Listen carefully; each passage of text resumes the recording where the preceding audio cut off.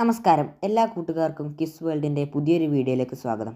നമ്മൾ ഇന്ന് ചാന്ദ്രദിനവുമായി ബന്ധപ്പെട്ട 30 ഇമ്പോർട്ടൻറ്റ് ക്വസ്റ്റ്യൻസുമായിട്ടാണ് വന്നിട്ടുള്ളത്.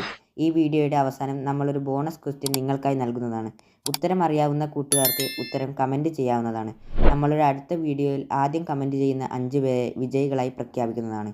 അപ്പോൾ നമുക്ക് നേരെ ക്വസ്റ്റ്യൻസിലേക്ക് കടക്കാം. ആദ്യത്തെ ക്വസ്റ്റ്യൻ: ഇന്ത്യയുടെ ഭൂപട നിർമ്മാണ പഠനങ്ങൾക്കുള്ള ഉപഗ്രഹം. ഉത്തരം കാർട്ടോസാറ്റ് 1. സൂര്യനിൽ താപവും പ്രകാശവും ഉൽപ്പാദിപ്പിക്കുന്ന പ്രക്രിയ. ഉത്തരം ന്യൂക്ലിയർ ഫ്യൂഷൻ. ഇന്ത്യയിലെ ഉപഗ്രഹ വാർത്താവിനിമയ ഭൂനിലയം. ഉത്തരം വിക്രം സ്റ്റേഷൻ. ശ്രീഹരിക്കോട്ടയിൽ നിന്നും വിക്ഷേപിച്ച ആദ്യ കൃത്രിമ ഉപഗ്രഹം ഏത്? ഇന്ത്യയുടെ ഒരു റോക്കറ്റ് വിക്ഷേപണ കേന്ദ്രമാണ് ശ്രീഹരിക്കോട്ട. ഈ ശ്രീഹരിക്കോട്ടയിൽ നിന്നും വിക്ഷേപിച്ച ആദ്യ കൃത്രിമ ഉപഗ്രഹം ഏതാണെന്നാണ് ചോദ്യം. ഉത്തരം രോഹിണി 1. ISROയുടെ ആസ്ഥാനം. ഉത്തരം ബംഗളൂരു. ബംഗളൂരുവിലെ അന്തരീക്ഷ ഭവൻ എന്നാണ് മന്ദിരത്തിൻ്റെ പേര്.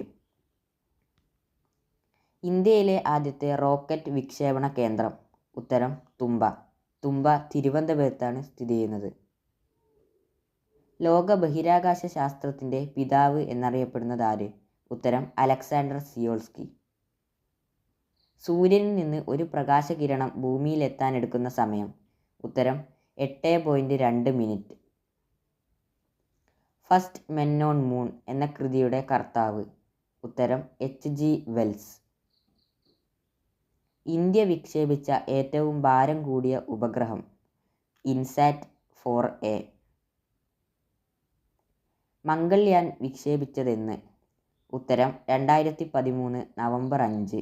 ഇന്ത്യയുടെ ആദ്യത്തെ ചൊവ്വ പര്യവേഷണ ദൗത്യമാണ് മംഗൾയാൻ. ആദ്യമായി ബഹിരാകാശ യാത്ര നടത്തിയ മനുഷ്യൻ. ഉത്തരം യൂറി ഗഗാറിൻ. യൂറി ഗഗാറിൻ ഒരു റഷ്യക്കാരനാണ്.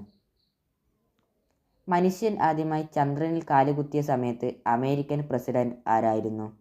ചന്ദ്രനിൽ ആദ്യമായി കാലുകുത്തിയ സമയത്തുള്ള അമേരിക്കൻ പ്രസിഡന്റ് ആരായിരുന്നാണ് ക്വസ്റ്റ്യൻ.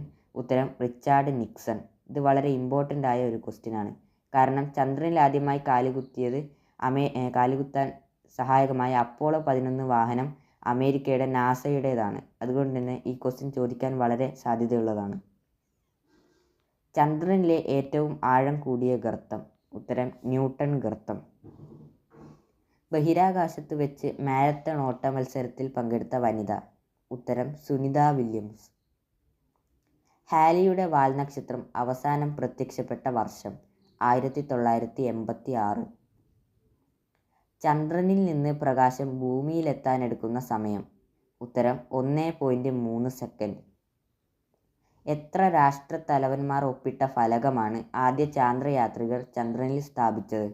158. കൽപ്പന 1 എന്ന ഉപഗ്രഹത്തിൻ്റെ പഴയ പേര് എന്ത്? ഉത്തരം മെറ്റ്സാറ്റ് 1. ഇന്ത്യയുടെ ആദ്യത്തെ കാലാവസ്ഥാ ഉപഗ്രഹമാണ് കൽപ്പന 1.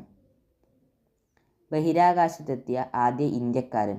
ഉത്തരം രാകേഷ് ശർമ്മ. ബഹിരാകാശത്ത് എത്തുന്ന സഞ്ചാരികൾ അന്യോന്യം ആശയവിനിമയം നടത്തുന്നത് എങ്ങനെ? റേഡിയോ സന്ദേശം വഴി. നേപ്പാളിൻ്റെ ആദ്യത്തെ ഉപഗ്രഹത്തിൻ്റെ പേര് എന്താണ്? നേപ്പാളി സാറ്റ് 1. ചന്ദ്രൻ്റെ വ്യാസം എത്രയാണ്, അഥവാ ഡയമീറ്റർ എത്രയാണ്? 3475 കിലോമീറ്റർ. ചന്ദ്രനിൽ ഇറങ്ങിയ ഏറ്റവും പ്രായം കൂടിയ വ്യക്തി ആരാണ്? Alan Shepard. ചന്ദ്രനിൽ ഇറങ്ങിയ ഏറ്റവും പ്രായം കുറഞ്ഞ വ്യക്തി ചാൾസ് ഡ്യൂക്കാണെന്ന് കൂടി ഓർത്തു വയ്ക്കുക.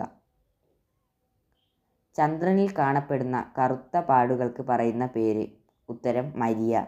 ലാറ്റിനിൽ കടലുകൾ എന്നാണ് മരിയയുടെ അർത്ഥം. വ്യാഴത്തിൽ ഇടിച്ച ഒരു വാൽനക്ഷത്രം. ഉത്തരം ഷൂമാക്കർ ലെവി 9.